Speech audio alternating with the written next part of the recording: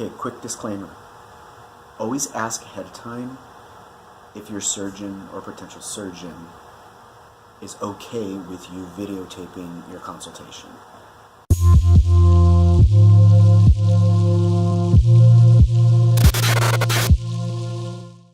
So I just wanted to do an update on my consultation that I went to yesterday. Overall, it was a pretty good experience. I went to go see Dr. Youssef. He's in Santa Monica. He is relatively new to the game of transgender surgeries. So I went with a whole gaggle of questions, which I encourage you guys to also put your list of questions together that you want to ask your surgeon to make sure that you're getting all the information that you need to feel comfortable and move forward.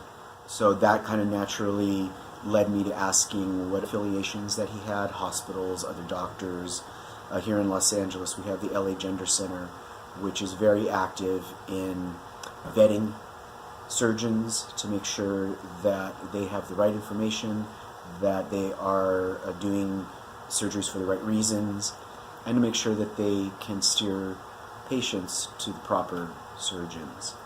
One of the other questions that I had for Dr. Youssef was, asking him the percentage of F to M surgeries that he's done in relation to M to F surgeries, kind of falling under, experience-wise.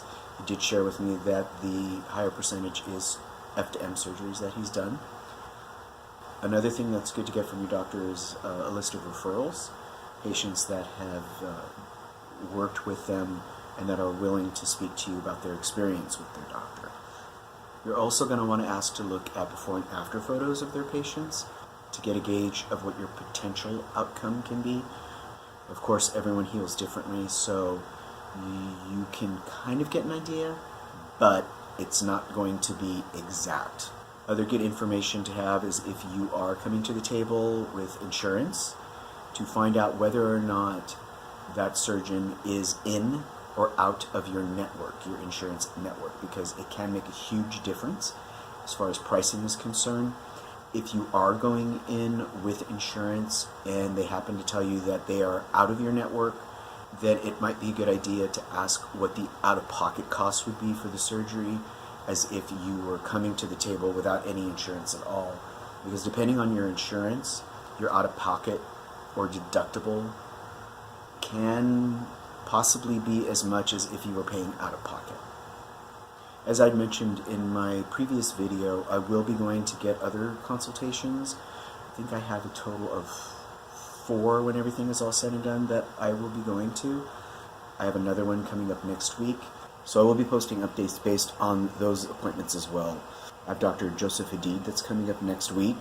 The following week after that, I have Dr. Vidzi, who comes highly, highly recommended here in Los Angeles. And then my 4th one actually isn't until September, and that is with Dr. Garcia, who's through Cedars here in Los Angeles, who's a very sought after surgeon, so that's why I have to wait till September just to get a consultation with him.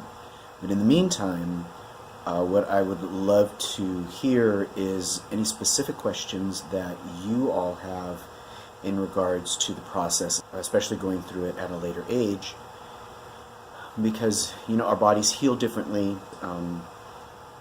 We have different health concerns and different issues that we might be considering as we're walking into the process. Personally, I deal with high cholesterol. I have high blood pressure. So those are all issues that I have to take into account walking into any surgery. So I'd love to hear from you. Put some questions, comments down below. Please remember to hit the like button and subscribe. That way we can keep you up to date on the whole process. And we'll catch up with you next week.